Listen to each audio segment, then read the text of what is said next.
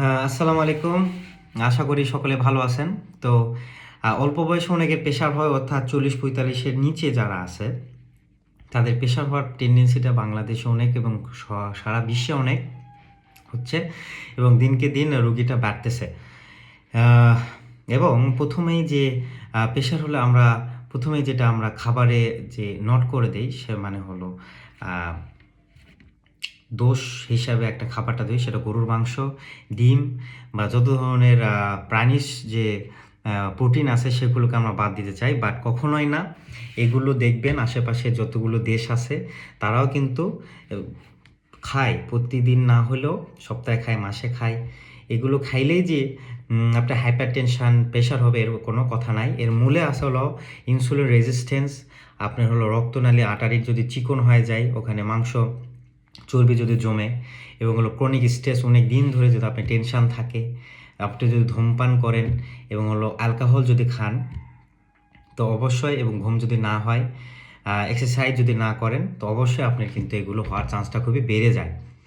কারণটা কি, প্রথমে যদি আপনি দেখেন একটা ব্যক্তিকে, সে একটা ইয়াং বয়স 25 থেকে 30 বছর, সে যদি নড়াচড়া করতেছে না, জাস্ট পড়াশোনা করতেছে, খাবার দাবার, কারণ আমাদের বাংলাদেশে তো দক্ষিণ এশিয়া দেশ বেশিরভাগ কি বলবো কার্বোহাইড্রেট ডিপেন্ডেন্ট, বেশি বেশি কার্বস খাই, ভাত খাই, রুটি খাই।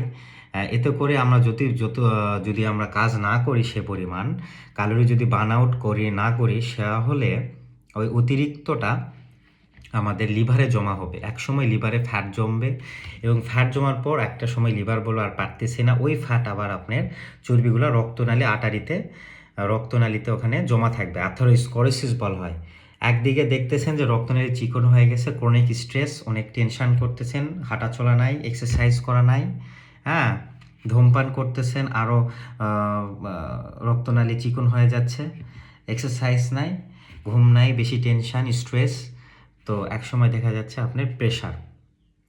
ঠিক আছে, তাহলে এই কালপিটটা কি বুঝতে পারছেন আপনি নিজের ভিতরেই? কখনো ওই কালপিটটা আপনি বলতে পারেন যে গরুর মাংস ডিমের জন্যই হয়। মানুষ, আপনি একটা ভাবেন, আপনার জীবনেই ভাবেন বা আমার জীবনেই ভাবেন, আমরা কি প্রতিবেলায় কি গরুর মাংস খাই? কখনোই না। আমরা কি 3 বেলায় তো খাই না, বা একবেলাও তো খাই না, বা হলো সপ্তাহে কতবার খাই? সপ্তাহে তো 1-2 বার খাই, তাই না? আপনি একটা চিন্তা করেন, যদিও আমরা খাই বেশি করে, আমরা কি একবারে 1 কেজির বেশি খাই? কয় টুকরাই খাই আর মাংস? এটা কিন্তু মেন কোনো কারণ না। এবং ডিমও কিন্তু অনেকে কালপিট হিসেবে ধরে, এটার জন্য কুসুম খাওয়া যাবে না, এই বৃত্তান্ত। বাট এটা কালপিটটা হলো আপনি নিজেই বা আমরাই, যে আমরা জীবনযাত্রা লাইফস্টাইল চেঞ্জ না করার কারণে আমাদের এটা হয়েছে। তো কি করতে হবে? তো এই যে যেটা যার যার করণীয়, আপনি যদি ধূমপান করেন, ধূমপান আস্তে আস্তে ছাড়ার চেষ্টা করবেন। ঘুম যদি অনেক দিন ধরে না হয় ভালো করে, শরীর যদি রিল্যাক্স না থাকে, অবশ্যই হাইপার টেনশন হওয়ার চান্সটা থাকে, তো অবশ্যই ঘুম দিতে হবে। মানসিক প্রশান্তির মাধ্যমে ঘুম আসবে, শরীর ব্যায়ামের মাধ্যমে ঘুম আসবে, সেটা আমাদের চর্চা করতে হবে।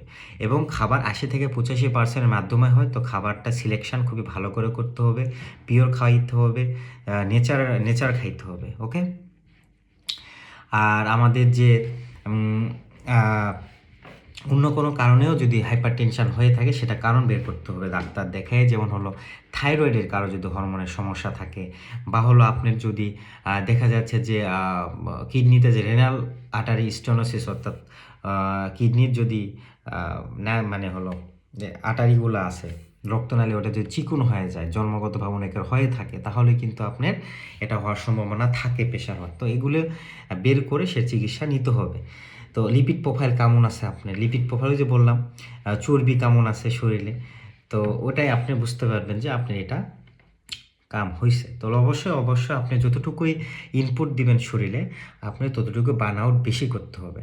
এবং সারা জীবন মনে থাকবেন, মেটাবলিজমের জন্য আমাদের এটা হয়, মেটাবলিক সিনড্রোম, এটা হাইপারটেনশন, ডায়াবেটিস, ক্যান্সার, আর্থ্রাইটিস, এগুলো সব কিছু কিন্তু মেটাবলিজমের একটা রোগ, মেটাবলিজমের উপর নির্ভর। আমরা যখন ছোট থাকি তখন মেটাবলিজম বেশি হয়, যতই আমরা খাই দেখবেন আমরা মোটা হয় না, চিকন হয়। আর বয়স জড়ার সাথে সাথে কিন্তু আমরা কি হয়, মোটা হয়ে যাই। যদি আমরা এই যে মেটাবলিজম যদি ভালো না হয়, তাহলে কী করতে হবে? মেটাবলিজম ভালো করার জন্য ঘুম দিতে হবে, ভালো খাবার দাবার করতে হবে, এই যে বললাম কার্বস কম খাইতে হবে, কমপ্লেক্স কার্বোহাইড্রেট খাইতে হবে, যেটা খাবার ভাঙতে গ্লুকোজটা আস্তে আস্তে শরীরে যায়। এবং ধূমপান যত ধরনের অ্যালকোহল আছে ধূমপান আছে এগুলো অ্যাভয়েড করতে হবে, ঘুম ভালো দিতে হবে, রোজা খুবই ইম্পর্ট্যান্ট, রোজা রাখতে হবে, ঠিক আছে?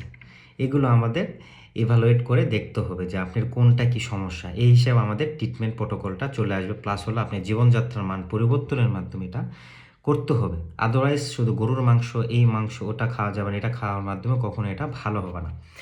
তো অবশ্যই আপনি এক্সারসাইজ করবেন, ঘুম ভালো দেওয়ার জন্য মেডিটেশন করবেন, আল্লাহর তাওয়াক্কুল মুছাব, আপনার ভাগ্যকে মেনে নিতে হবে।